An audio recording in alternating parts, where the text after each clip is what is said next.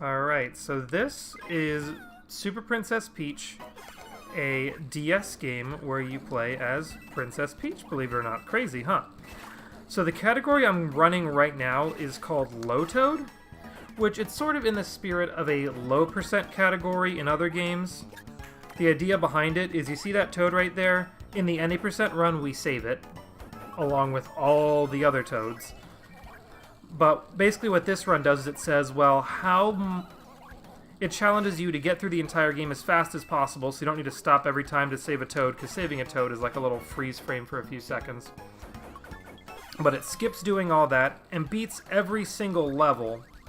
And then once you beat the final stage of World 8, it unlocks the boss of World 8, but you can't actually play it unless you save all the toads. So basically what we're doing here is beating the game without getting any toads. And we're getting as far as we can through the game without saving the toads. So they go. The main reason this run came to be is the any percent run is about a 2-hour to 15-20 minute run, whereas this, as you can see by my PB, is much closer to an hour and a half. So it's sort of like an any percent light run, so that if you are trying to get into running this game and you don't want to dedicate 2 hours to a run, or just you feel like that's too much time, or you don't like the stopping that you have to do to get a toad every single time you save a toad, instead you can do this run. You still basically see the entire game. You take a few different routes along the way too, which I'll be sure to point out, and in the end get done much, much quicker. So getting a lot of money in these gold rings is very important. Basically, we don't have any specific routes to guarantee getting high coins from the gold rings, but we still want to try to get at least 200 coins by the end of World 1 so that we'll have Floatbrella, because that helps very much with our movement. There's another toad we won't be getting. And a little deviation from the any percent route right here. Usually we go up there because there's a pipe that leads to a toad, but we don't got time for that. We in a hurry. Peach just wants to go visit Bowser's Villa, because she wants to see what makes Bowser's Villa a nice vacation home, and how can she style hers in such a way. So you can see just how quick we're just blazing through these stages now. There's like 3 or 4 screens, and yet we're done almost instantly. World 1 especially gets to be zoomed by, because it's already got relatively small stages. And there's a few stages even later on that, in any percent, take minutes upon minutes. And in this run, they're like done in the blink of an eye.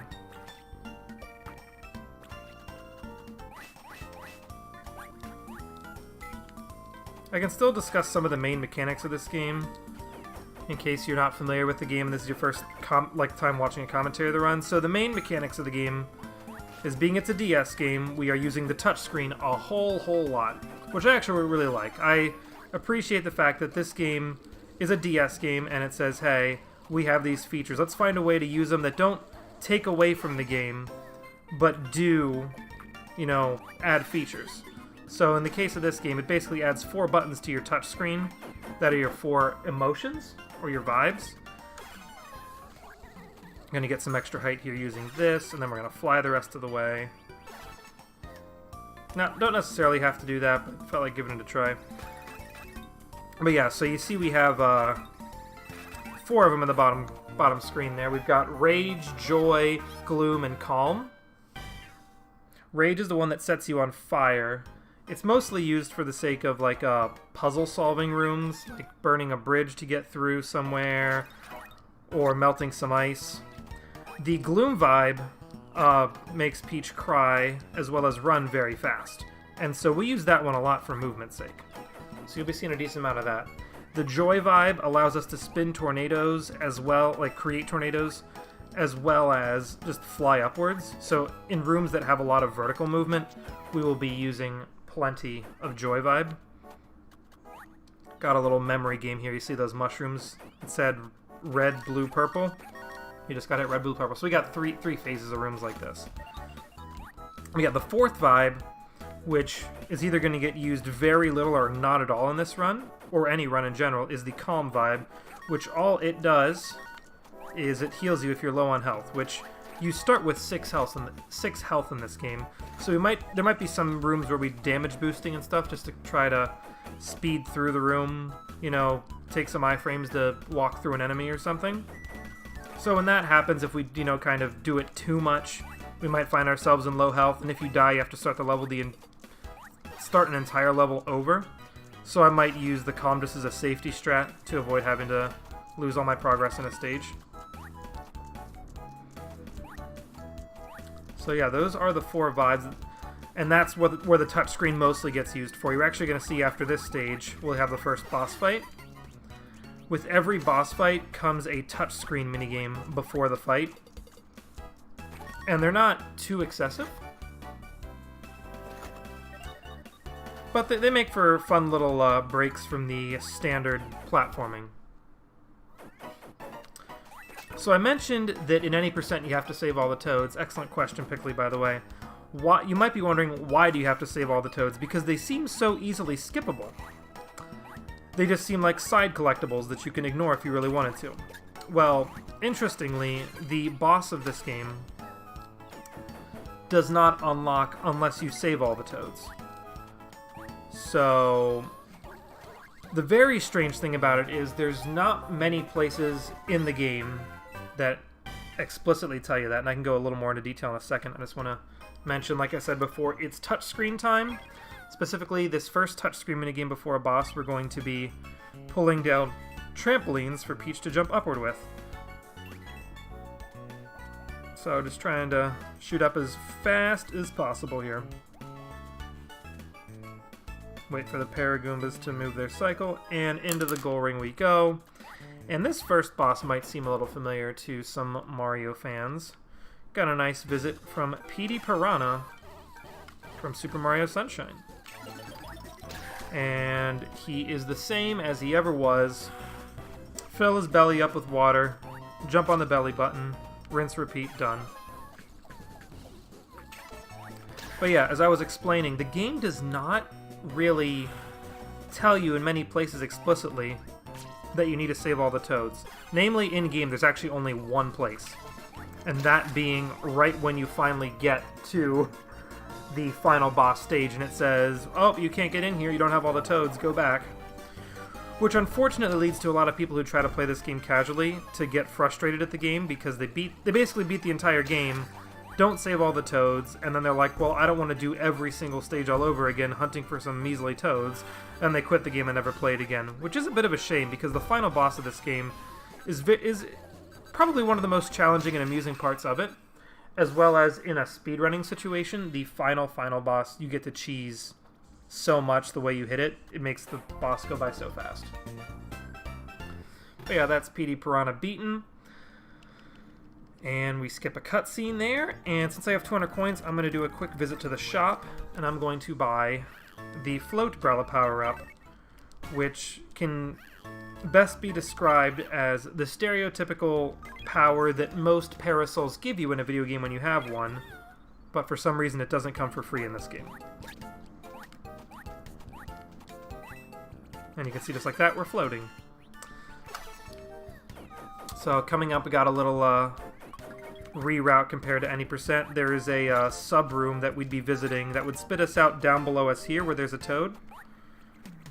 Don't need to do that. Unfortunately, I fell in the water here, but I have enough vibe to pull myself out with flight. So that's a nice little thing that the vibes allow you to sort of save yourself if you screw up. And I mentioned that we're trying to skip toads, but this is called low toad for a reason, not no toad. For one, every single boss you defeat gives you a toad, but for two, there are legitimately some toads that have placed themselves so smartly that they refuse to let you pass without saving them. That is the first in-stage non-skippable toad right there, and we will be seeing a few more along the way. And it may look like I suddenly got 10 seconds behind. The reason for that is the time that runs visit the shop. Basically, the route is to visit the shop to buy power-ups ASAP. So it would seem as if my most recent PB did not get 200 coins before visiting World 2-1, or Stage 2-1. So it basically beat that stage without having Float Umbrella, which might have been a little trickier, but because it did it sooner, I mean, because, you know, it didn't have to waste 10 seconds going into the shop, it didn't lose 10 seconds. Fortunately, you can see my possible time save in this stage is around 10 seconds. That just means that my PB actually did the shop visit right before this stage. Therefore, I'll basically be equalized with my PB again after I finish this stage, assuming, barring no significant errors. Interesting little damage boost off of a paratrooper there. Kind of funny how some things work out. Another interesting thing about Low Toad is, save myself there, because we don't have to use as much vibe to go out of our way to save Toads, we can use a lot of our vibe for more movement purposes. So you saw I was trying to use my Gloom to run fast in that previous room. Unfortunately, I fell. But usually, we just walk through that room without using Gloom because we need to save the vibe for saving a previous Toad and also hitting this water wheel to save another Toad. But because I don't need to do either of those things, I decide, well, I'm going to use this vibe to just move fast instead. So there's more optimization to be found with, like, reallocating vibe usage in Low Toad compared to any percent. But I mean, that's the kind of thing that as this category gets run more and more, it will be more optimized. Admittedly, I primarily do any percent, and this is just my second category when I, like, you know, maybe I don't have enough time to do a full run, or I just want to mix it up and try a different run. But definitely, this is a nice, new player-friendly category. If for nothing else, the fact that it's a shorter time.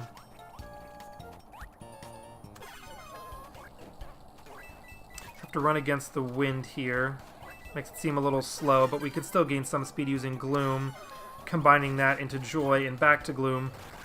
Anytime we want to use two vibes back to back, it is very important to deliberately switch from one vibe straight into the other, instead of, like, turning the first one off and then going neutral and then turning the next one on from there. And that's because if you've noticed, every time I turn on a vibe or turn it off, there's a little bit of a freeze frame where the whole game just kind of stops and Peach takes the time to turn on that vibe. So that, like, you can basically skip one of those freeze frames by going straight from Joy into Gloom or Rage into Joy or anything like that. Interestingly, Calm Vibe does have an exception to this rule in that if you turn Calm Vibe on, there is still that freeze frame, but turning it off doesn't have it. So you can actually, like, if you're ever low on health and you're in a room that you need to use a different vibe, a little way to avoid losing time to vibe transitions would be using that. Maybe if you need to use Gloom, you use Gloom, and then out of Gloom you go straight into Calm, and then there's still the one transition from Gloom to Calm, and then there's not a transition from Calm to neutral. And so you don't lose any time there that you would have lost from transitioning into Calm. Coming up on a more newly adopted strat here, we can actually use this Piranha Plant to catapult us pretty quickly through this room, and as long as the fish behave, we can get through this a little bit faster than we used to, and also conserve our vibe, because a lot of times we would use Gloom in that room. And anytime you use a vibe, you see that yellow meter in the top left corner, that is our vibe meter. If that is ever empty, we cannot use vibe. So the fact that I'm able to conserve it means I can save it for later, potentially. Got a cool little strat in this room that hopefully I can pull off. If not, I'll use the backup. But if I use Gloom here and I bounce off this trampoline properly, I get the height to just bounce straight up here. And that saves me some time and saves me some platforming. The alternative is just to go a little further right and use some Joy Vibe just to fly up. But fortunately, because I got the trampoline hop, I got really optimal movement in that room, which you can see it gave me a pretty decent time save compared to my PB at the moment. Got ourselves some Piranha Plants using their neutral special there. They're having a good time.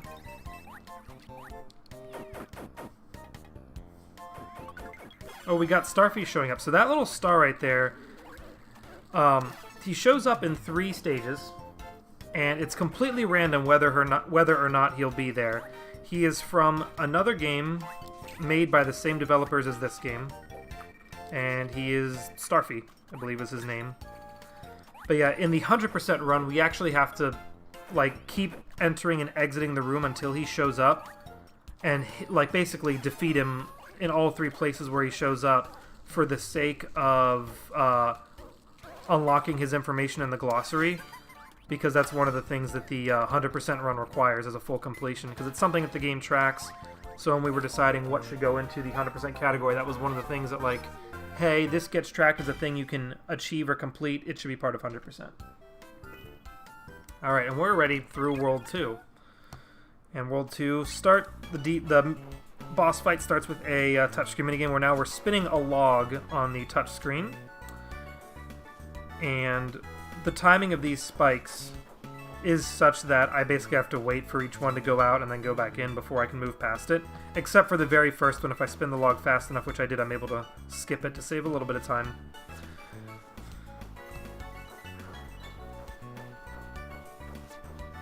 So we're just climbing on up here.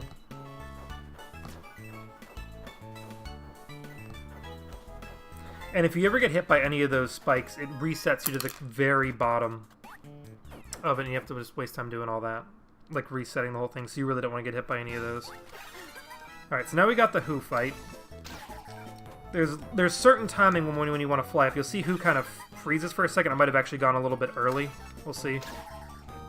Oh, we actually, it worked out. So we want those eggs to spawn there so I get a little bit of vibe back. Plus, because of my timing, Who dove from the left side there. If I went too early, Who would have actually flown left and then back to the right, and then would have dove. If not, it would have been even slower than that. Point being, the fact that I waited so that Who was set to fire those eggs right after I did damage guaranteed that I got the fastest cycle possible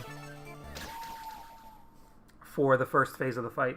And in the second phase, you just have to make sure you have enough vibe, which I got vibe from that egg drop, fortunately, so I was able to get that cycle pretty darn quick.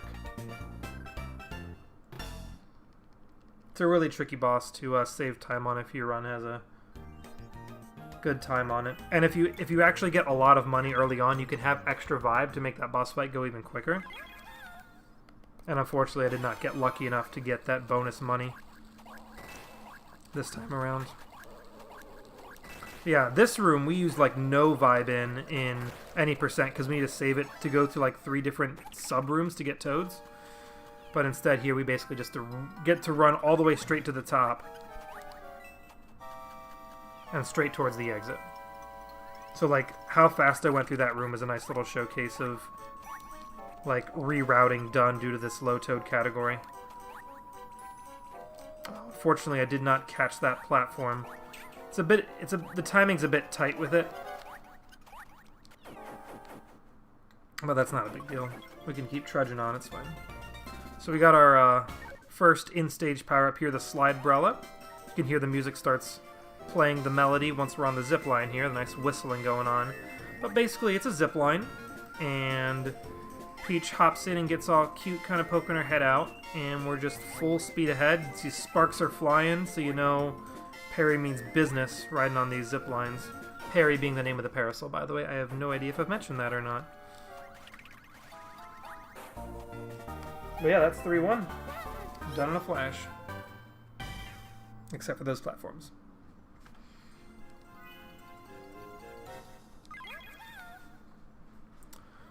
So I've mentioned we use Gloom to go fast. The other way we go fast is with these slopes. Basically, we've done a little bit of analysis, and the 2 fastest movements in this game are anytime you have Gloom on and you're running at full speed, or the speed you get from holding down and sort of sliding down slopes. And interestingly, their speeds are identical, so neither one is specifically faster than the other. It's just if there's slopes, you're going to want to use them to save your vibe, but if there's flat areas without slopes, you're kind of stuck using your vibe instead. So it's just sort of knowing, you know, the terrain of a certain level and planning accordingly.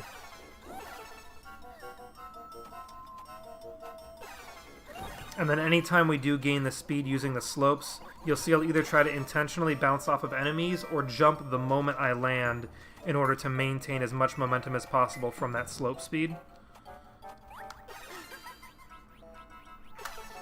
And we're just like skipping the need to make invisible platforms appear. We're just going to fly past. Alright, and we got some disintegrating platforms here, which the hint block tells us about, but basically you have to hold R or L to walk slowly on them. And as long as you're walking slowly, the platforms don't disintegrate. So I hold R just in case, and if I don't jump fast enough off of them, you'll see my momentum slow down to walking speed, basically. But if I jump quick enough, I'll keep my running speed. Alright, now we just got a nice vertical room that we're just hopping, hopping, hopping, hopping, hopping, hopping, hopping, hopping, hopping, hopping, and flying.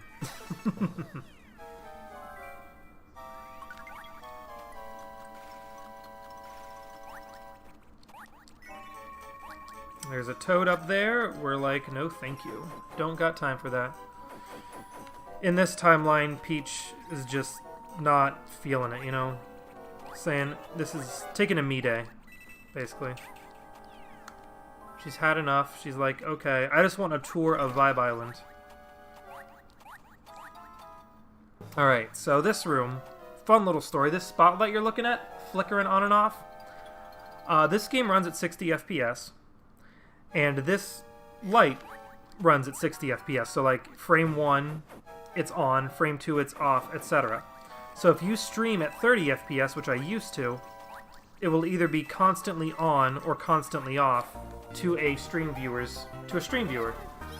So I've changed that recently when I learned I had the capacity to stream at 60 FPS, but the way the spotlight works is you need to stun a boo to use it as a platform. Well, sometimes if the timing is such that the light is off, it just looks like I'm standing there waiting for something, and then suddenly a boo gets stunned out of nowhere. Also, we got a nice little puzzle of doors here. Fortunately, it is the same every single time, so I'm just going to go middle, right, right, right, followed by a left, and we're through. If we were to pick any wrong doors along the way, we'd have to start the puzzle all over. Alright, foggy room here. If we use Joy Vibe, we could actually clear up the fog with our tornadoes. But, instead of doing that, actually you'll see a little bit of it because I fell accidentally. Oop, that fire guy got in my way. There, see it's clearing up. Instead of using that, we use our gloom just to run through it. But unfortunately, like I said, I fell, so you got to see a little bit of what happens in the foggy room there if you use tornadoes to clear it up. And you see this is a very slopey room, so I'm intentionally prioritizing slopes over gloom. Same here.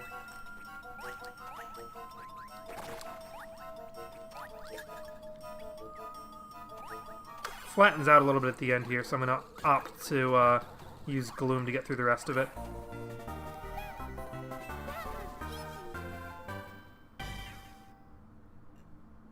And we're most of the way done with World 3 as well. You can tell you didn't save all the toads in every stage by see the circles light up white, but they don't have stars on them. Also in this room, trampolines have an interesting property that I think the faster you're going horizontally, the higher you go vertically. So we use gloom to just gain some extra height off of these trampolines. And you saw I actually skipped one earlier. Hopefully I'll be able to skip one again up here. Let's see. And there we go. Yes. So that's a little bit of a way to save some time. And it looks really cool, just, you know, just shooting up and soaring with the power of trampolines and gloom. And there's a whole lot of this, like, I don't want to deal with platforming, so I'm a fly instead kind of stuff. There are a few places, and we'll see them as we go, that the game developers decided, no, you have to do this the way we intended, and, like, actually add in little enemy puff cloud thingies or something, I don't know how to describe them, that essentially prevent you from using flight to get to places. But we haven't hit any of them yet, so anywhere that I can just fly straight up, I'm going to do it. Down below there's a bunch of doors that lead to toads, and we don't even hop on these platforms at all in the any % run, because instead we just save the toad, then fly back up. So instead we get to see We just get to see what looks like a giant death pit that's not really a death pit, and a bunch of those donut platforms that can fall. This would be a room that casually you could use your Rage Vibe in, and it would light the room up. But why do that when you know what the room looks like and you can just run fast? So this is a nice little interesting room that shows up in this world, and then it actually crops up again in World 8.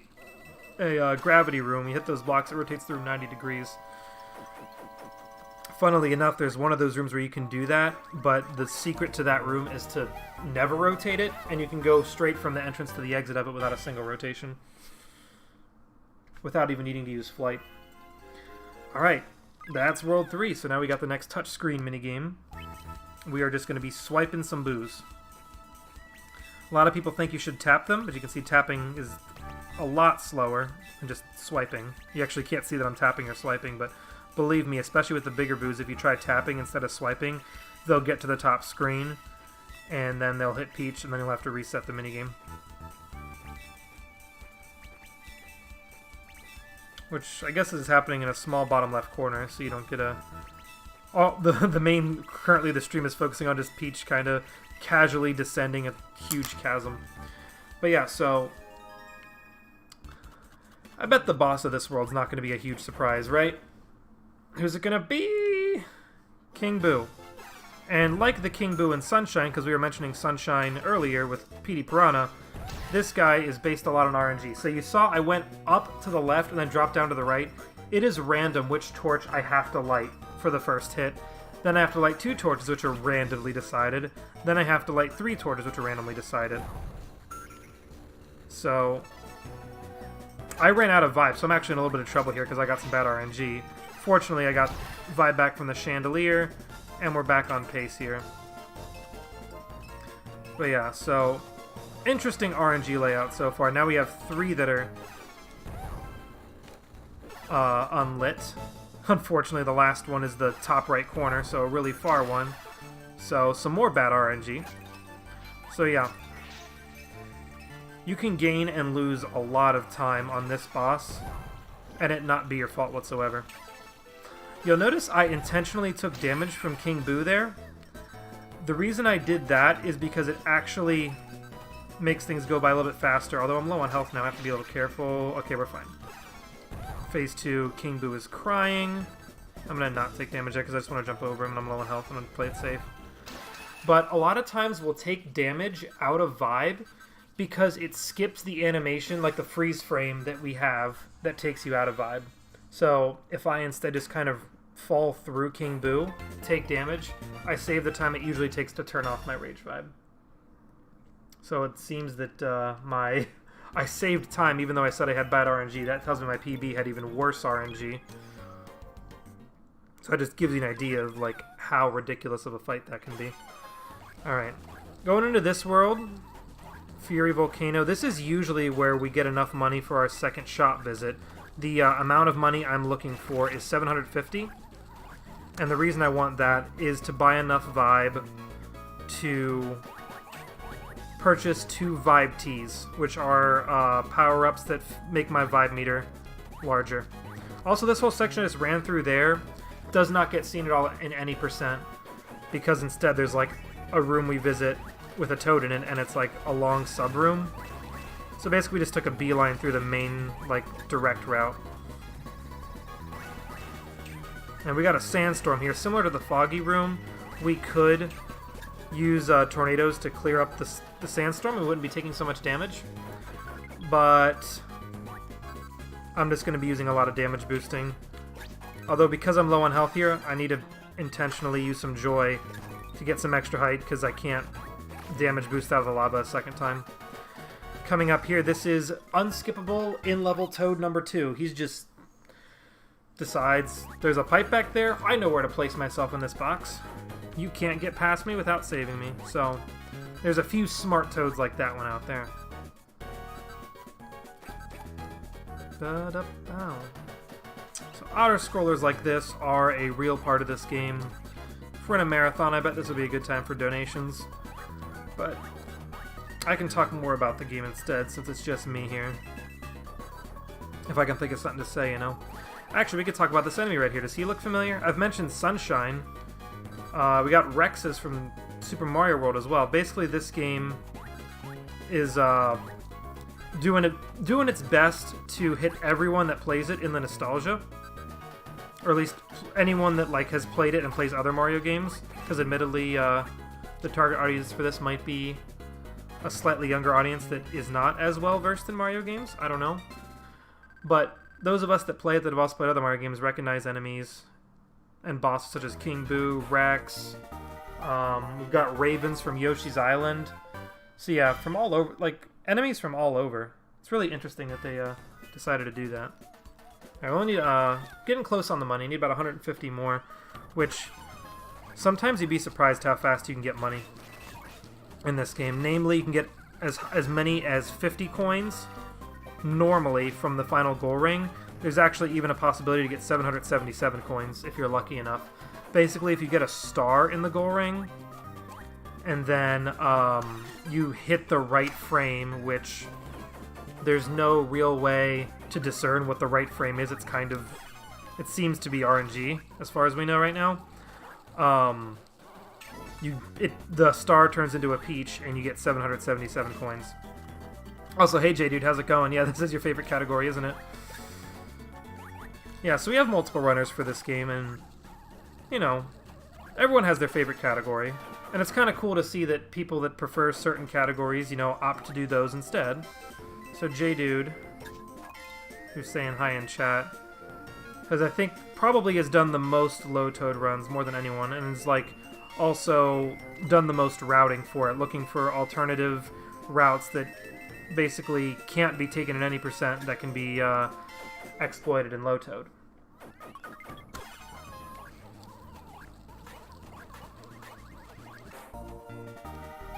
Getting a flower is pretty good. 30 coins is a pretty hefty amount. Yeah, we need 50 more now. The hope is that we get our 750 before making it to the boss. I don't think we really need the extra vibe for this boss necessarily, but it definitely makes it a lot less spooky. Because I've mentioned RNG. I'm actually going to grab this guy and get some vibe from him, if I can pick him up. I'm going to need it, because if not, I wouldn't be able to get up to the this platform up in this section, in this room. But yeah, I mentioned that some previous enemy bosses are affected by RNG. Some are affected by RNG more than others, but truthfully, when it comes to vibe drops... Thanks for the good luck, J-Dude. When it comes to vibe drops, which is like whatever it is that the bosses attack you with that drop vibe and that can fill your vibe meter back up, every boss has RNG in that case. So like, back in the Who fight, Who would spit out eggs, and it's possible that of the 3 eggs that Who spits out, none of them have vibe, all 3 of them have vibe, and anywhere in between. Oh, whoops, missed the pipe.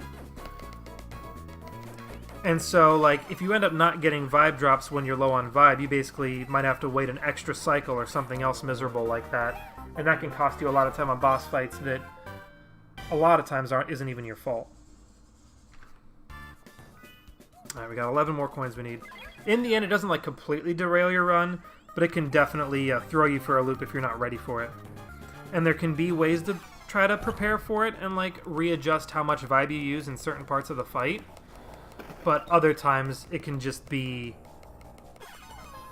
put you in a bad place, and you have no hope of saving the time you could have otherwise saved if you had better RNG.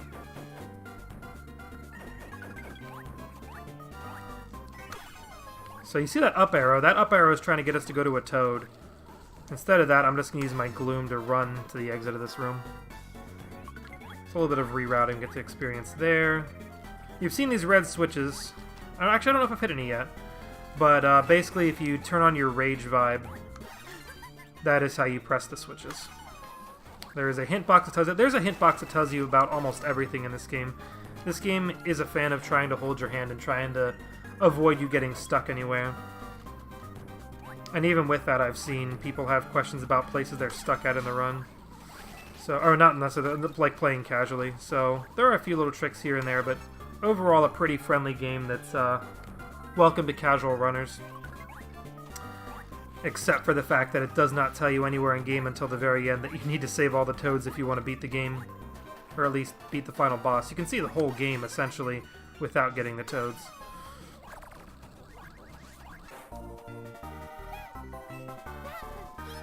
And I've mentioned you need, like, the game only tells you in one place. There's actually one other place that the developers tell you about all the toads. Namely, oh, I have enough vibe. I have to remember after this stage, or enough coins, I mean. After this stage, I need to stop by the shop and buy my Vibe T upgrades. If you purchase the game new, or you happen to get it used with the game manual, in the game manual it does note that there's 3 toads in every stage, and you better save them all. So, it's not necessarily that the developers were trying to hide it, but they did put it in a few places, like, not necessarily the best places, or the most helpful places, I should say. Got a sandstorm room here. I'm going to intentionally not gloomy. I'm going to wait till I take damage. And now after that I have like my max time before I take damage again, which is actually going to damage me out of gloom to go through this door a little quicker and save on some getting out of vibe animations.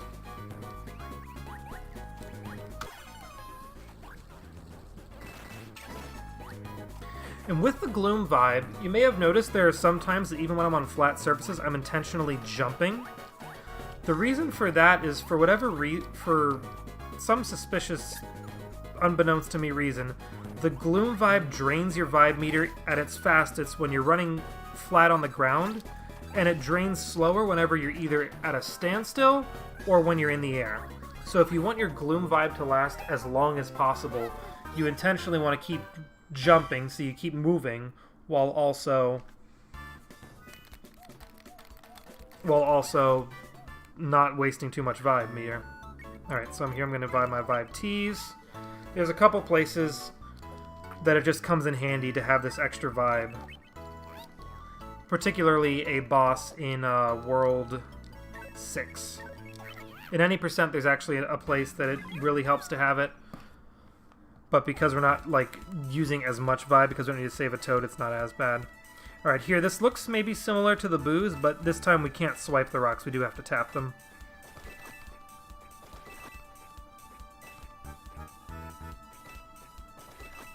So a lot of tapping, and while we're waiting here, feel free to take your guesses on what the boss is going to be of this world.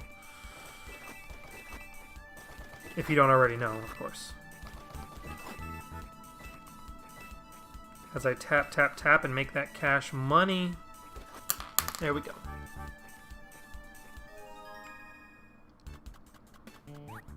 So, if you guessed Wiggler, you would be correct.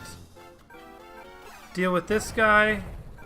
Doesn't really do too much to you, just kind of meanders back and forth. We're just going to use our rage to, like, knock down these springs and launch him back up onto Wiggler. Flip him upside down and damage him. And we actually take the time to... I need to get the timing on that properly. Flip Wiggler again when he's upside down. The reason for that is he'll calm down sooner, and we can get onto the second hit faster, because if not, Wiggler would just keep running back and forth recklessly for a little bit too long for our liking. And you can see I'm doing that damage boosting again, intentionally taking damage from Wiggler to get out of my vibe, just to move a little bit faster and avoid the entire game freezing. And there is a nice visual cue for when to knock down on the spring when Wiggler's off screen. Right when the screen starts shaking is basically when I do it. And that guarantees that as Wiggler's running by, he'll get hit. Because I took a damage from a rock I wasn't supposed to, I'm going to manually turn off my rage vibe there. And now for phase 2 on the Wiggler fight, exact same procedure, but now there's smoke that can damage me. I'm just going to use this to clear it away while also being invincible to these rocks. Get this timing, just bring this down. And fortunately, the rocks that are falling, I'm getting good vibe crystal drops. I've had times where none of the rocks drop any crystals, and then I'm out of vibe, and I'm stuck just waiting for extra phases of Wiggler moving back and forth just to do damage, just to, like, knock the spring down, because I had no vibe come down. So it's very rare, but you can lose significant amounts of time to bad vibe crystal RNG. Fortunately not happening today, though. You can see that wave of rocks didn't drop any crystals, so if I had a bunch of waves like that, I would have been in a serious heap of trouble. And you might not be able to tell because I'm hitting so fast, but with every hit, every time I turn Wiggler upside down, one of its segments starts flashing. You just have to hit that one in order to actually damage Wiggler. And you notice I was trying to figure out, do my splits make sense right now? Yeah, I was 30 seconds ahead, and now I'm only 12 seconds ahead. I was ahead because I actually did my shop visit later than my PB did, so I saved a lot of extra time I didn't truthfully save, but then it just kind of equalized again once I did the shop visit in this particular run. So that's actually a little thing that makes comparing splits in this run a little strange sometimes, that until you get out of World 4, your time ahead or behind can be a little bit unclear depending on if you did like shop visits earlier or later.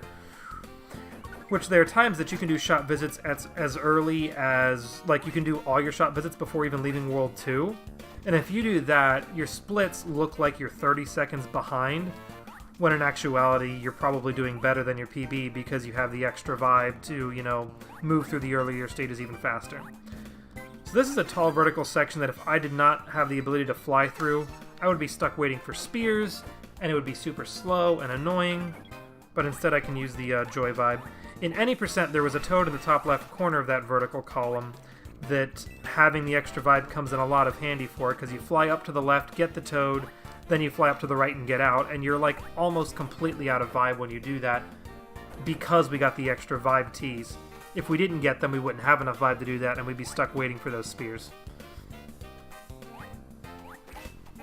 And waiting for those spears is significantly hurtful to your run. Another auto-scroller here, and you can see a little feature of the water here in World 5, Wavy Beach, or whatever it's called. It's got some nice waves going, which, interestingly, if you ever fall in the water, sometimes if you're lucky, they can push you back up and get you back on track. Alright, so I have plenty of vibe. Sometimes we'll use that Koopa right there to refill our vibe, which I didn't even really explain how refilling vibe works. But, because I had plenty of vibe because I didn't need it earlier, and I was able to refill some, I'm able to just go straight into Gloom and bounce off the trampoline to the goal ring. But yeah, so anytime... I've mentioned you need vibe to use the emotions, but obviously if you use your vibe, you better have a way to get it back. And there's two ways you can do that, one being grabbing those little blue vibe crystals. And, you know, those are like in preset places in the stage, and also if you defeat an enemy, sometimes they can drop one. Like there's one in that block. But the other way you can get vibe, you may have noticed sometimes I pick up an enemy and then I duck down. It might be hard to see because it's a very short animation, but hang on a second. Essentially, Parry the Parasol eats the enemy, and in doing so you get your vibe refilled.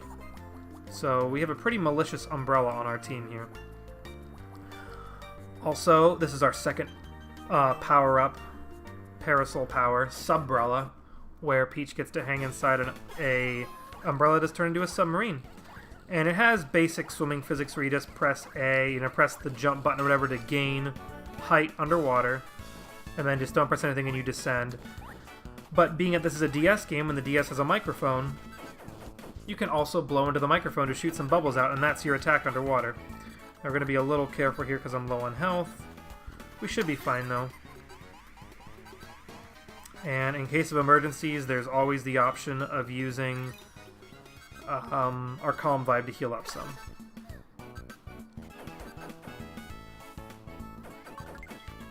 There's a few little nipper enemies here that want to cause us some trouble, but just eat them up and we're all good. And this last room is going to have some little bouncy clouds in it, so hi and bye to that toad. If you bounce off of them in just the right position, so we want to hit on the right side of this, you get enough height to just jump off to the right and avoid having to deal with any of those. And if you don't do that, this room can be very frustrating. You're like bouncing around like you're on a pinball machine. If you bounce off a cloud, you don't get your floating back, like your Floatbrella power back, so you just basically stuck falling into the water. So it's really good that we found that positioning to be able to get through that room much easier. Alright, coming up on a cliff that we just don't want to fall down, so let's use our joy vibe to save ourselves there. But this room has a skip that was found because Low Toad exists, if that makes sense.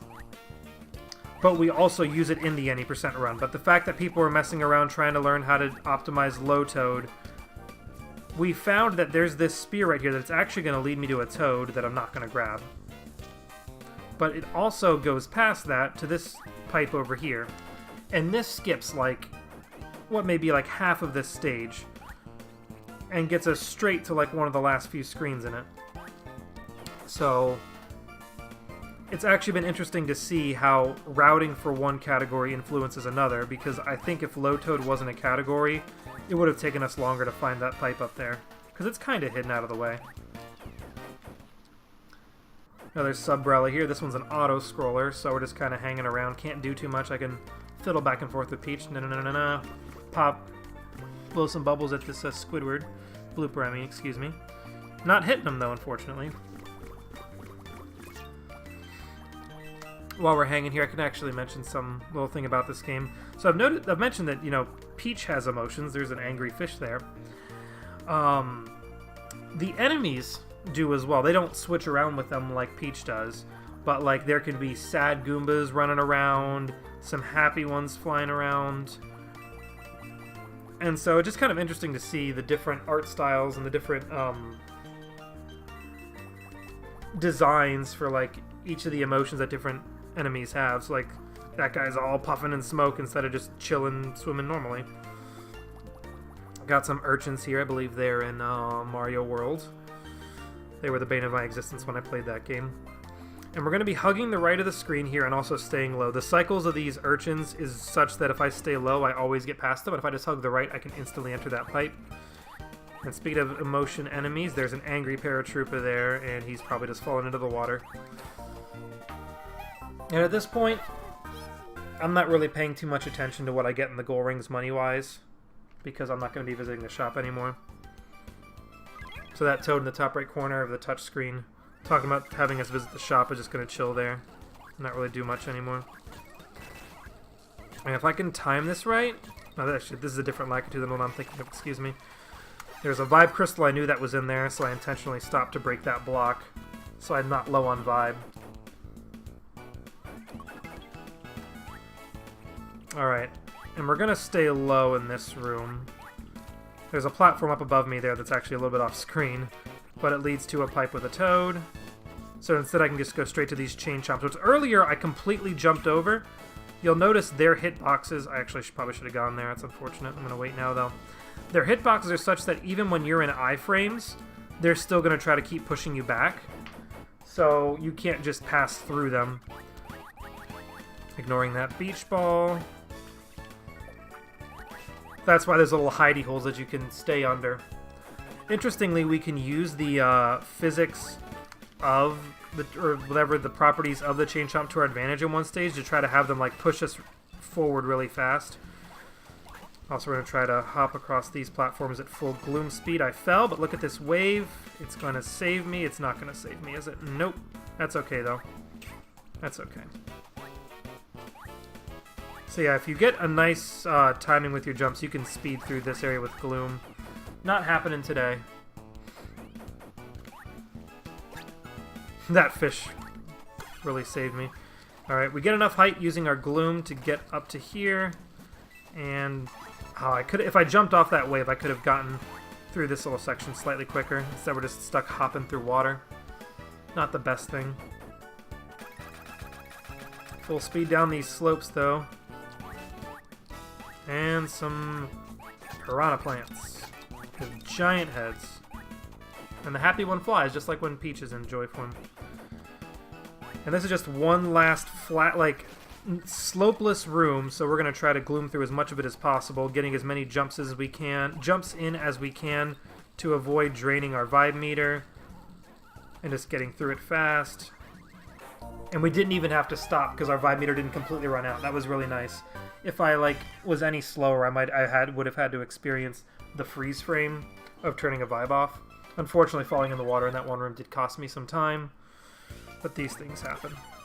All right, so in this room, there's another Lakitu. If I can line everything up nicely, I can use his spiky to my advantage to take damage and not have to worry about a freeze frame there. The knockback was a little unfortunate, but overall it went pretty well. This stage also has a nice little reroute that was discovered due to Low Toad. That's going to basically have us skip what feels like at least half, if not more, of the stage. An entire submarine section and a couple of rooms as well. We still have to deal with one submarine section, but hey, skipping one is better than skipping none.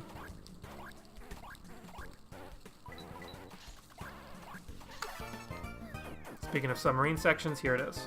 Not yet, just kidding. Fooled ya. Played myself, more like it. Alright. That should be enough vibe. Here it is. So, I noticed the two submarine sections of this stage are actually in the exact same room. They're just divided in half. So, like, up there, that coin is part of the other submarine section that we're not going to see. So it's interesting how they sort of saved on loading screens by doing that.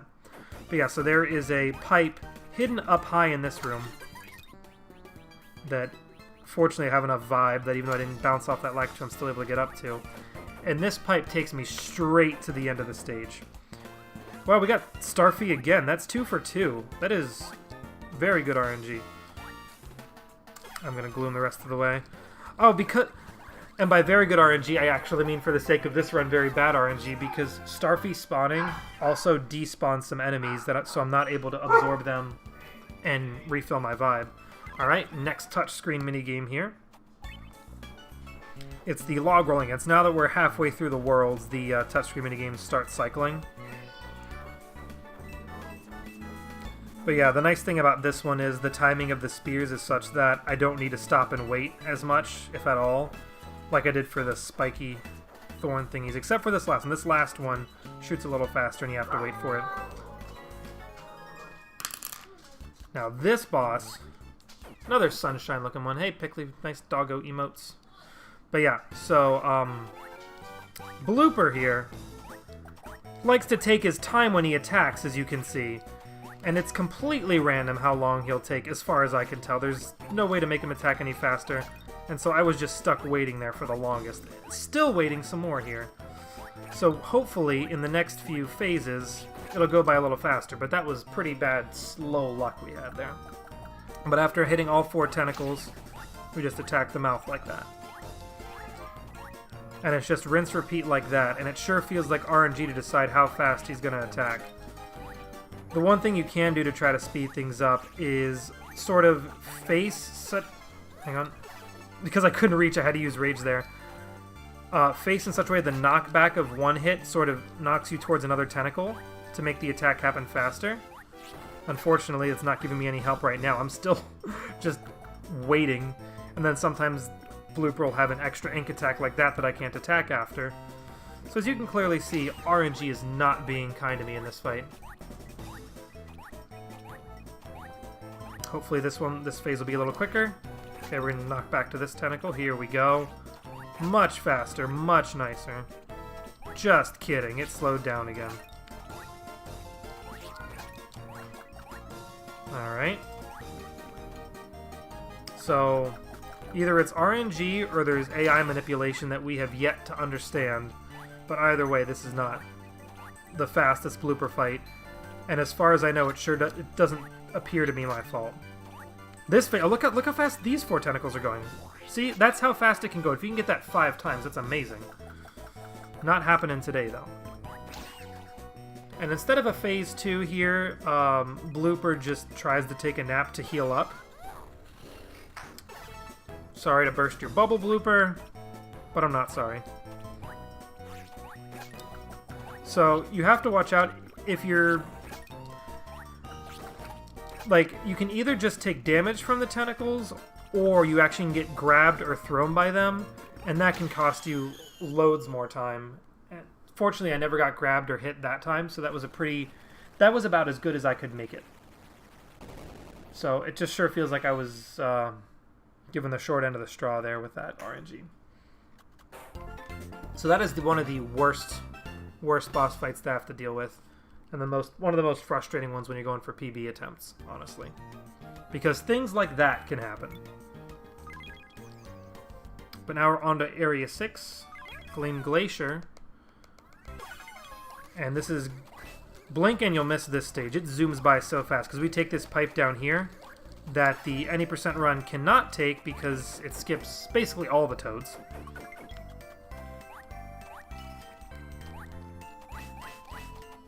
Yeah, basically we go here. I'm gonna fly up. So this is what? This is the second screen of this stage so far, right? Here comes the third screen. And guess what's in the third screen? The goal ring. We are done. We are straight up done with this stage already. After we get a minigame toad shot. Excuse me. Now we're done. So yeah, this stage just zooms by. Which is really cool to see how you're able to... how close the goal ring is to the start of the stage if you're avoiding toads.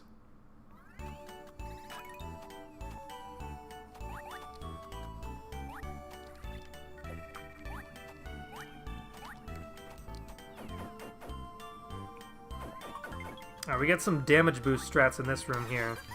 Basically, we're going to use some iframes from turning a vibe off, and then after that, iframes from taking damage from enemies and spikes to just blast through this room so casually. Or nonchalantly, anyway. I'm going to transition straight from Joy to Gloom to get full speed to the left. And there's a pipe right here, if I can get in it.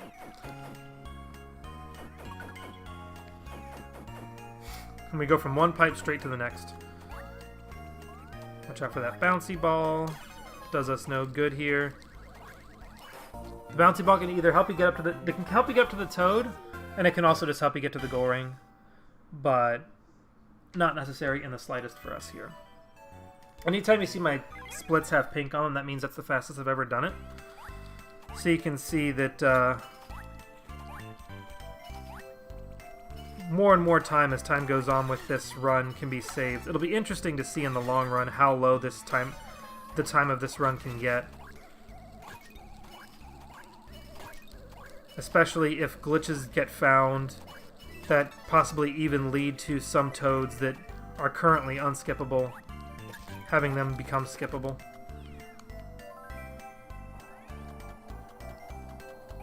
Grab some vibe from this guy, nom nom him up, and slope powers go.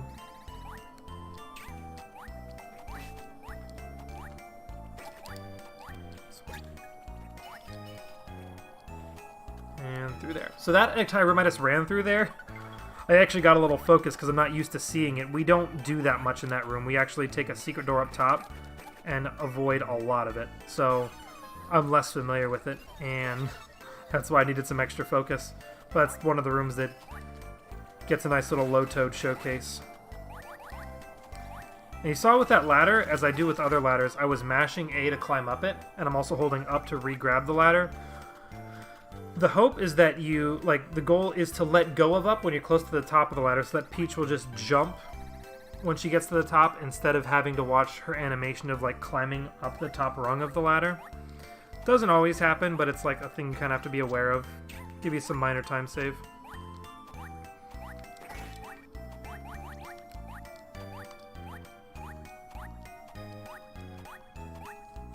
Yeah, nice auto-scroller here with bonsai bills hanging around with you. Just hit him out of the air, snipe him. Not snipe, I guess, because I'm not using a sniper, but, whack him is more like it. Just hitting blocks off screen, because I don't want to see none of them. Oh, and that bonsai was waiting for me, dang. Get some slope speed, and then maintain my momentum by bouncing off of that bomb. Way through the goal ring, let's go.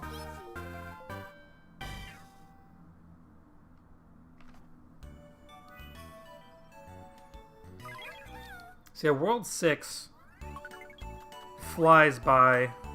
It seems like once you hit World 5, the stages want to start to get longer, and then World 6 is now, let's take a break again.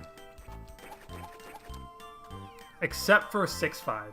6-5, the breaks get halted super hard.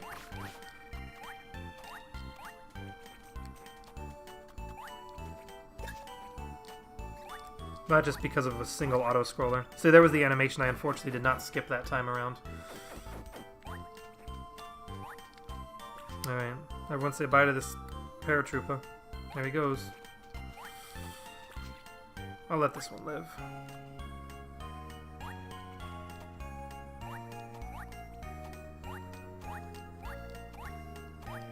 Float, Brella, duck.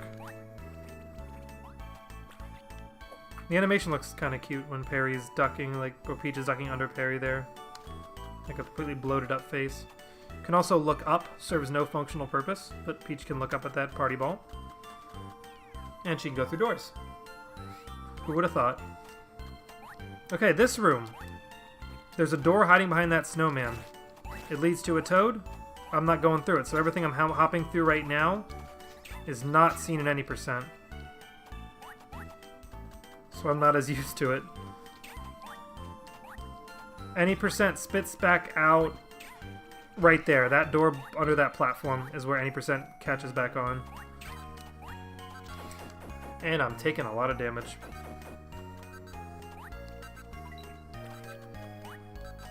If I take another hit, you get to see what Calm Vibe looks like. These fish can be very troublesome. The fish in this game jump whenever the heck they feel like it. And it's not at friendly times a lot of the time.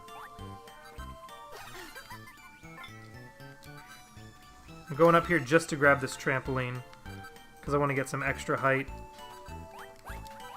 Going up here to skip a little bit of platforming.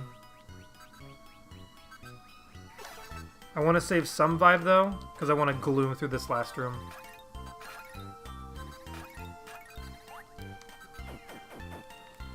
Oh, the camera's frozen? Thank you for the heads up. I can try to fix that in a second.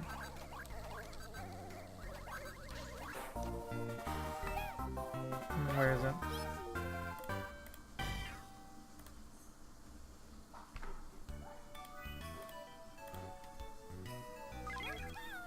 Maybe I can't. Did I? I can just completely remove it. I'll try to put it back up later. Thanks for the heads up. Oh no, it's back up. Sweet. Here we go. Now I'm just popping back and forth. Okay. I keep looking at it. Oh my gosh. Okay. Yeah, my streams can never be perfect, but that's okay. Yeah, so this stage, 6-5, is a very lengthy one compared to the rest of World 6. We had that nice first room I got to gloom through, hop to conserve vibe. Now we got a Subrella room I gotta blow some bubbles. There's one more room, and then the room that just slams us to a halt.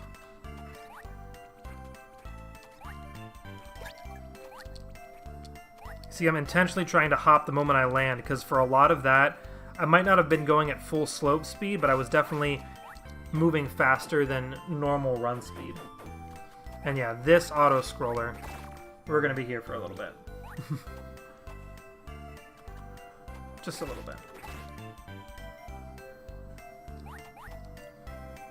But yeah, Askeden, or however you're pronouncing your name, and I apologize for potentially butchering it.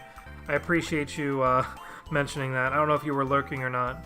So if you were lurking and you prefer to lurk, feel free to go back to lurking. And I appreciate your willingness to de-lurk for the sake of that. Oh, icicles. So yeah, not much to do in here. We can, you know, try to whack to the music, like whack parry or jump to the music. Doo doo boo boo boo boo doo. Up up up. Jump jump jump.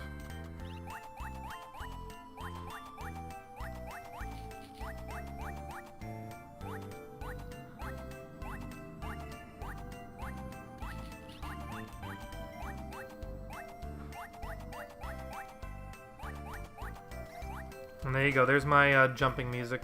Jump, jump, jump. See how this just keeps going, though? This is what you call a donation scroller. Or something. I don't know. Do people call it that? They probably don't. People love auto-scrollers, right? That's what I hear about, that's what I hear about marathons. People love auto-scrollers and speedruns and marathons. And boy, do we have some of them. There's another lengthy one, but the other lengthy one forces you to stay more on your toes. Alright, so... even if this was any percent, I still wouldn't have saved any toads yet in this stage. It's kind of spooky how late all the toads are. Because I'm about to be at the goal ring already. You'll see in a moment. I drop down here. I go in this door. And pass by some walruses that you can jump off them and get some sick height. But there's the goal ring. Oh, I just did tell you about it, Nacho. I told you how much auto-scrollers are great. Also, hi, Nacho. How's it going? Done with that one. Alright. Another touchscreen minigame coming up. We've seen the log rolling a second time. Now we got the rock tapping a second time. But now it's snowball, spike ball, rock things. So we gotta tap all of them. No, no, no, no. Once again, happening on the bottom screen. See, a majority of the game is showcased. Majority of like the primary gameplay is showcased on the top screen. But when you get to these touchscreen sections, the bottom screen is where the action is. So sorry you have to kind of squint and look at a tiny little corner of my stream, but that's just life, you know? Alright, so now we got a unique IP boss fight here, Blizzaurus, which a recent strat has been messing around with. Usually we go straight in for the first hit. Oh, actually I shouldn't have done that. I shouldn't have done damage there, that was wrong.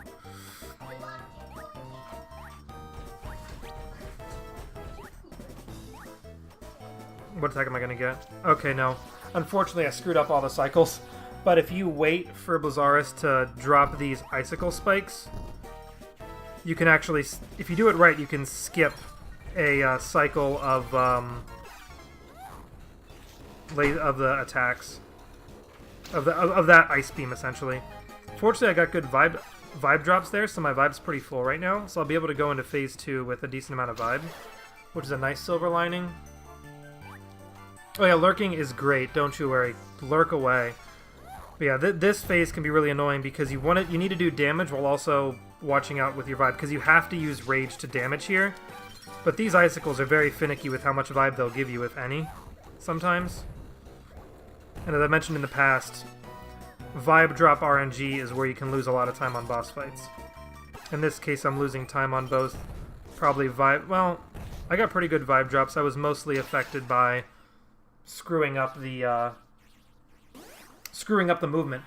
Although it would seem, based on my time, that my PB also didn't do so hot on this boss fight. So, yeah, we still saved some solid time here.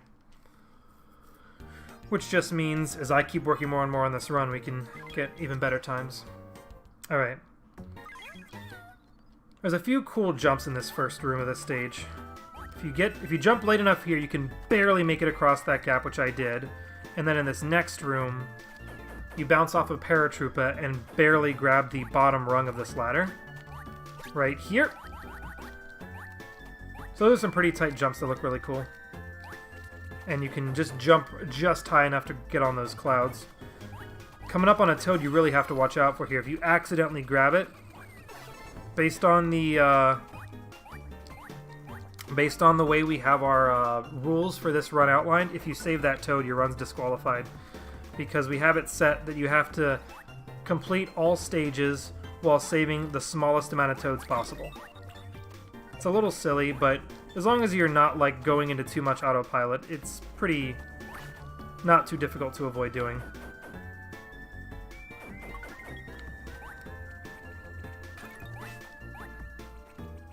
Yeah, here.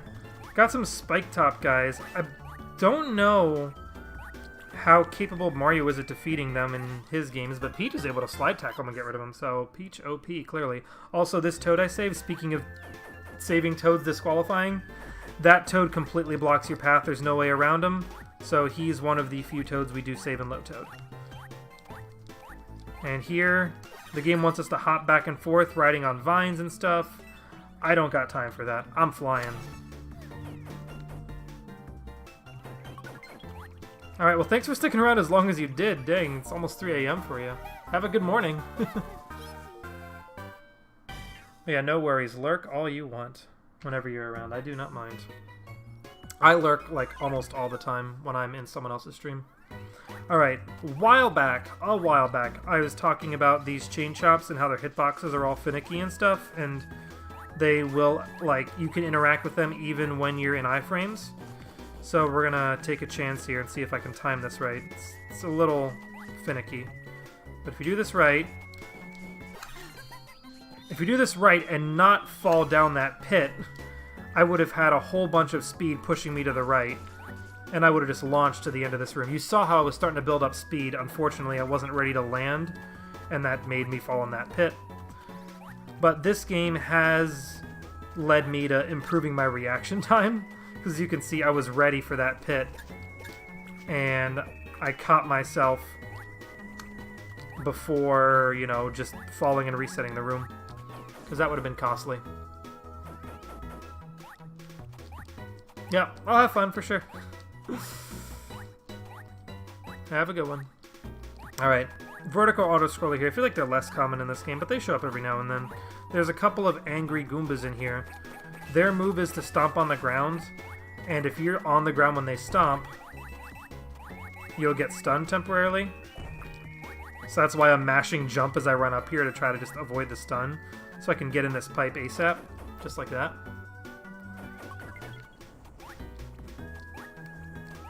And we got slopes up ahead here, that's why I'm not worrying about using Gloom. Also, there was a bunch of gaps that I don't have to worry about accidentally falling into or something. But yeah, finally when I got to the end of the room, I got some nice speed. Alright, we gotta watch out for some Bonsai Bills here. And they show up at whatever heights they feel like. It's very rude. And some more joy abuse here. Flying past this whole balloon platforming. Now, this game is very movement-based, and knowing where to optimize using Vibe to save time on movement.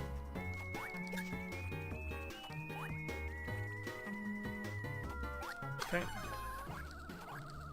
It's like right here, a nice little last area I can just speed through. And we out of there. And it's always good to finish a stage while you're in Vibe, so you can skip the animation of getting out of Vibe. And there's some dogs barking. They're my favorite part of the run. I did not bounce off that raven properly.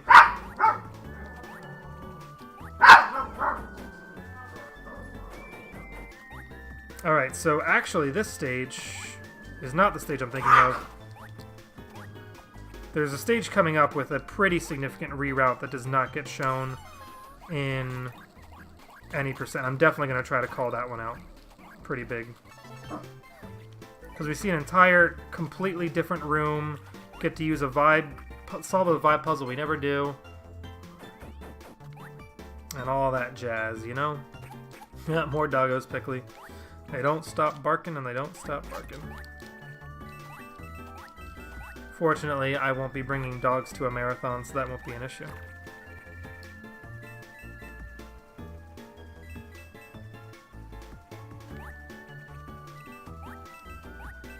See a lot of the clouds in the background, they're all happy. So many happy clouds. Happy clouds, happy balloons. There's a reason this world is called Giddy Sky, I guess.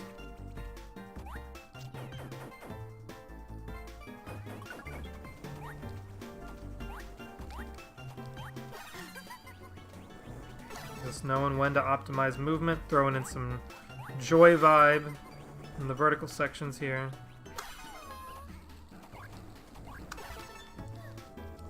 And speaking of unskippable toads, there's actually a couple other collectibles in this game, including puzzle pieces.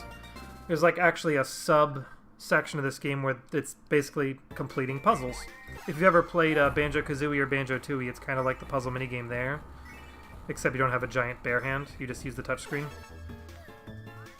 But yeah, so there's puzzle pieces like that. There's sounds you can play in like the jukebox room of the game, like music and stuff. There's collectibles like that the 100% run takes the time to grab, and we're not doing. Alright. I tried to grab a vibe crystal there and I missed out, so I gotta be a little careful in this next room. I'm actually gonna intentionally stop to grab him, just to have the extra vibe. There's a sad Raven there, which acts very similarly to an angry Goomba. They stun you. But yeah, that was another unskippable toad, completely blocking your path there. So yeah, a couple of toads in Giddy Sky are smart and strategically place themselves in such ways that you can't get past without saving them, because they want to be saved. As much as I don't want to save them. Because their voice is annoying sometimes, let's be real.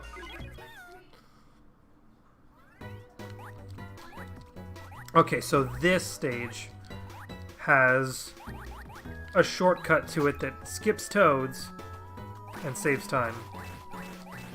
You know you see it when you see a little plant sticking out of the ground. Ooh, barely snuck in there.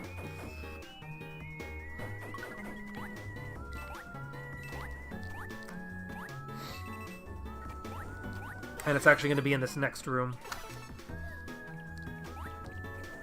And so I don't run out of vibe trying to get to the actual area. I'm intentionally not glooming here.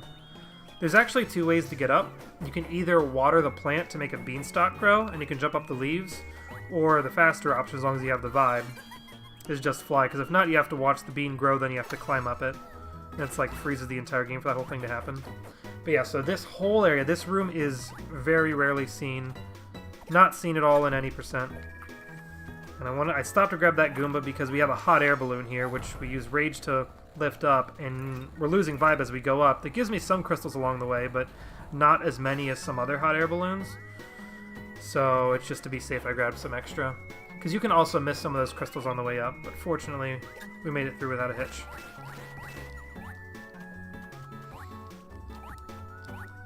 Those little bean plants, they do not take a lot of water to grow, so if you're trying to go fast and by using Gloom and you run past one, you might accidentally make one grow, and then you're just stuck frozen while the cutscene of the plant growing happens, and you just lose a lot of time to that. That's part of the reason I intentionally did not use Gloom in that previous room. I am going to use Gloom here. I'm going to use the extra height I get from trampolines while using Gloom to skip a couple and get straight to the goal ring there. Which, it's a little tricky because you can't see the platforms you're landing on. You kind of have to space it out yourself. I've gotten a little used to it, but it can still be tricky. Alright. This stage, actually is another one that has a complete reroute. So, we're going down here now, and into this pipe. This pipe does not get visited any percent either. So, unique, low toad, routing going on right here. Holla.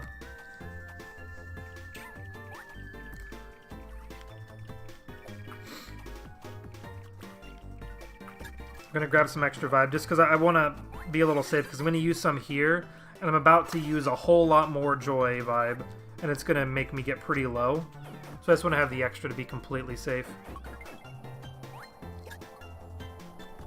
So yeah, this right here, I can make platforms appear here, and I usually do for any percent, but because I have so much vibe that I didn't have to use for Toad's sake, I was just able to fly straight up, saving myself a little bit of time. And there's a secret bottom path here that basically the trick is if you don't press A and you just sink all the way to the bottom, you'll get to it. I didn't know about it for my first few runs. A couple other runners are the ones that found it. Also, I said you blow into the mic to blow bubbles. You can actually also rub your thumb over the mic and that will register as blowing into the mic. So, yeah. Fun fact, I can keep talking while I blow bubbles. I'm a good multitasker.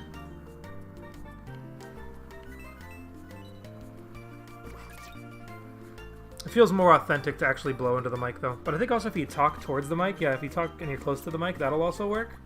So I can just keep talking, and that'll register as me talking on the microphone for the stream, and also on the microphone sometimes, there we go, sometimes of the DS to blow some bubbles. And here I'm just going to hug the right and hopefully, yep, get in the pipe pretty early there. And we skipped like 2 pretty extensive rooms because of that shortcut we took. So compared to any percent, this stage flew by.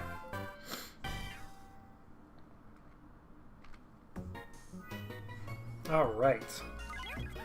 This harkens back to World 1's touchscreen minigame with the trampolines.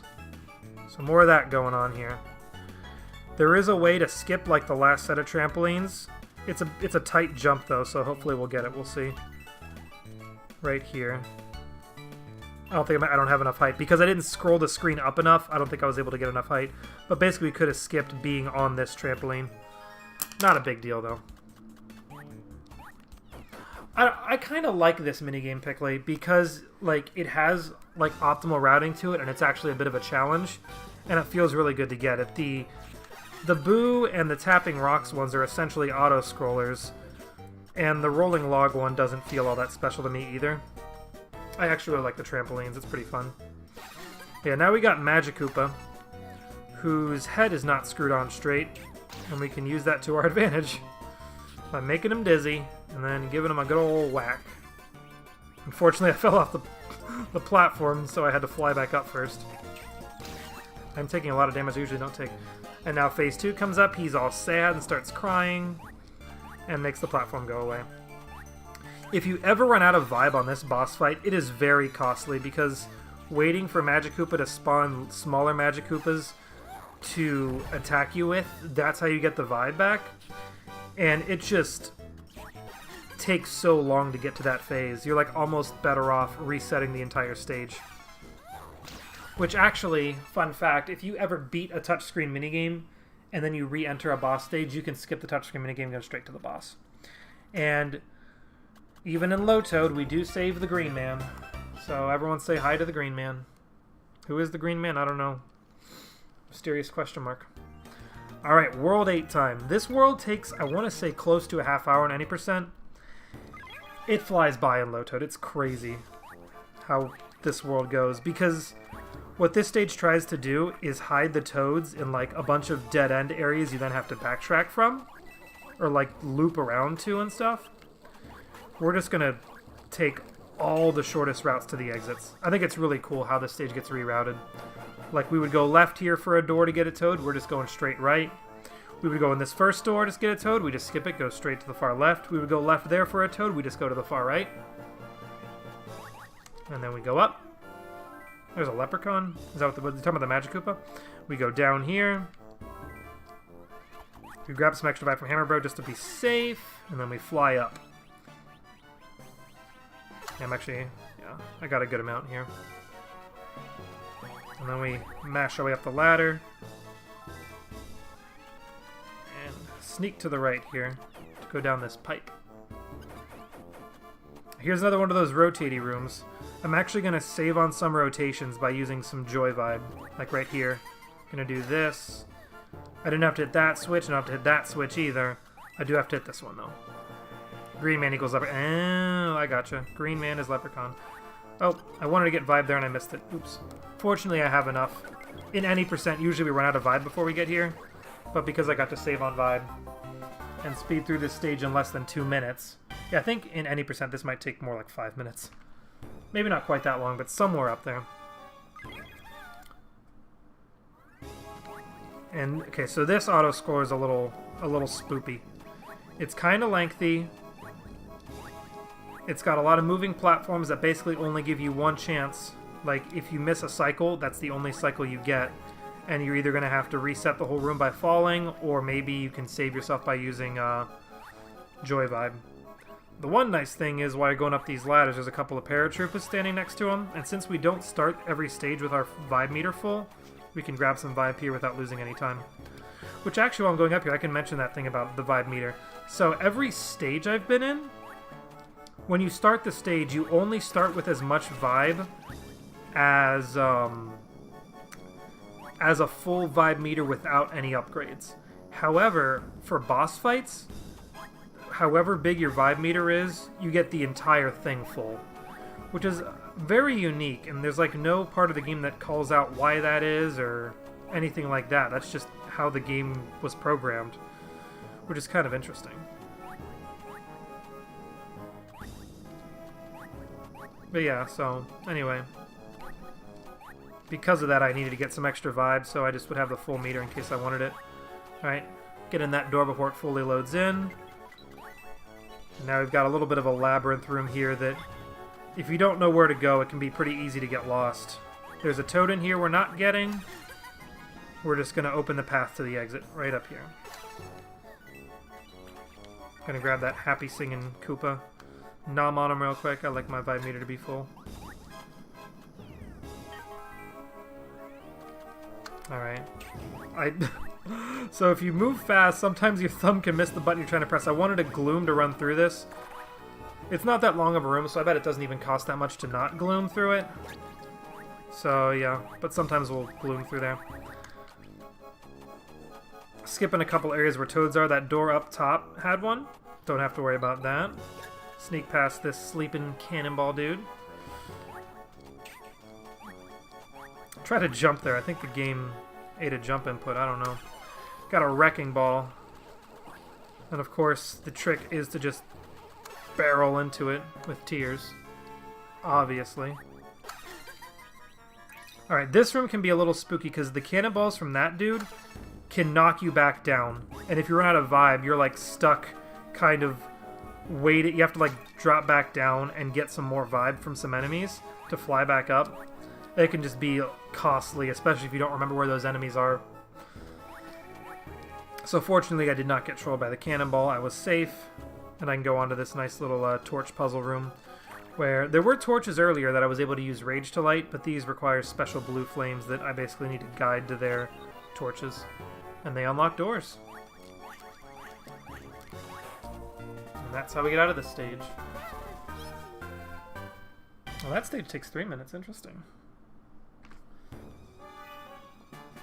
Yeah, so what's going to happen, time is going to be once I finish 8.5, and you'll see that basically I'm locked out of 8.6. Oh, I shouldn't have jumped. I jumped a little early there. I'm being chased right now, by the way, by some blindfolded boos. Which I think is a pretty unique, like, design idea for a boo. Like, because usually they freeze in place when you look at them. Well, if they're blindfolded, they can't know which way you're looking. Therefore, they have all the right to move at whatever speed they want. I think that was a clever design choice. I believe it's also used in Yoshi's Story. I think those boos go by sound, though. They don't just charge at you blindly like that. Well, they do charge it. They charge at you with sonar, I guess. I don't know. Another zipline. This zipline can be scary sometimes. I think there's just some jumps that are a little spooky. But we should make it just fine.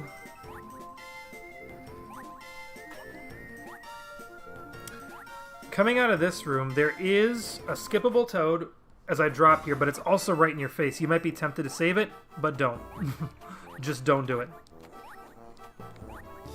See if I can get the knockback here. Yep, I got that nice knockback, so I ended up landing up on that higher platform, saving on a little bit of platforming. Gotta knock this into the block 3. I missed. I jumped too early. Okay, that's fine. I'm a little low on vibe, unfortunately. But I'm going to get some of the next room, which the next room is like a stealth room, sort of. There's a giant thwomp face in the back of it, and it tries to get a good look at you, and if you're not matching the pose of these statues, it will eat you and reset you to the beginning of the room. So I refilled my vibe by eating that enemy. Now I'm running some more. I'm going to duck again. And if I can run to the right and not get caught on platforms, I should be able to go through the door real quick before the next cycle. So yeah, I was able to get only a 2-cycle sneak room. That boo off to the right, he's a backwards working. He's an angry boo or whatever. I think it's a unique boo that I only know in this game that, you know, usually if you're facing a boo, they freeze. And if you look away, they come towards you. These boos are much more aggressive in that if you look away from them, they don't care about you. But if you look at them, then they're going to go for you. Which, as far as I know, there's no other boos that behave that way. So it's a kind of cool, unique boo style in this game. It's really cool. Like I've mentioned that all the unique enemies, like not only do they look different, they behave differently based on their emotions too, which is pretty sweet, I think. Got some more torch puzzling here. Bum bum.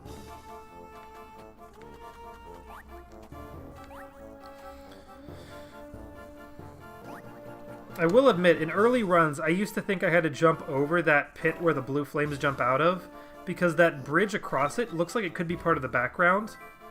So it's like a bit of an illusion. So yeah, a lot of times I would like use Joy to fly over it because I thought I was going to drop into the lava.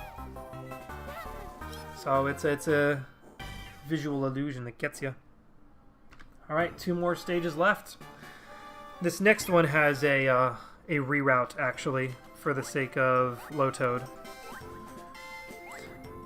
I think I might have hinted at it earlier. It's a gravity room, like one of those rotating rooms, that we will rotate exactly 0 times. And there was that one time that I skipped some rotations because I used Joy to fly past stuff. But this time, the stage is just, the only reason you would ever rotate it is to farm coins. The entrance and exit are both accessible, like, on the default rotation.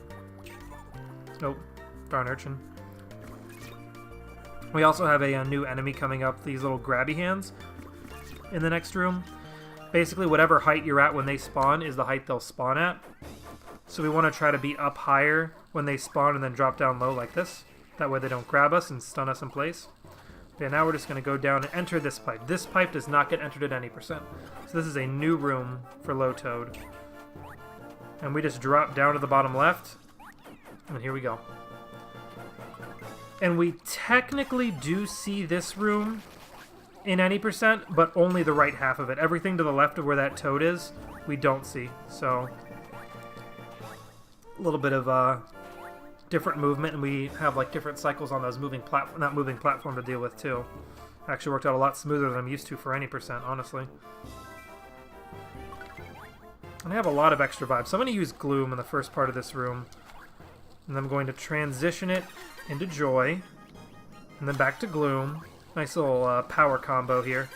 Back to Joy. And one more Gloom to get as far as I can before my meter runs out. That was decent. And with that, all done. Low on health though. This Firebar's trying to be one last obstacle, but I'm going to just tank through it because as mentioned, you have 6 health in this game. This game is very generous in some aspects. Alright, last stage here. So once I hit the goal ring here, this is going to be time, and then we have one little thing we do to verify Low Toad runs. For the sake of whenever a leaderboard's moderator is verifying runs of this category, we just have the runner kind of go over the overworld and show how many toads they have in every stage, just to show that they did not grab any extra toads they weren't meant to. So we'll just kind of see that in World 1, I only saved 1 toad. In World 2, I saved 2 toads. 3 should be 2 toads. 4 should be just 1, I believe. 5 will be... It might be 1 again. I'm trying to think while also running. Actually, real quick, let me describe this stage. This stage is going to zoom by. There's 4 corners in this big lobby room. 3 of them lead to toads. 1 leads to the exit. I'm going straight to the exit. So I'm going to be done with this stage, like, probably within 20 seconds. So we're about to be at time, and then we'll look at the map and see if I saved all the toads or not. Or saved the right amount of toads, excuse me. Which I know I did. I was paying attention. But yeah, this is the goal ring already. Look how short... This is an impressively short stage. And that is time. That is time. That stage only takes 1:15 if you don't grab the toads. It's ridiculous. So you see this stage unlocks, and we can see what Perry says on the top screen here. Oh my goodness! I can feel a powerful force within. Before the final battle, you need to rescue all the toads from past stages. Thanks for the GG, Nacho.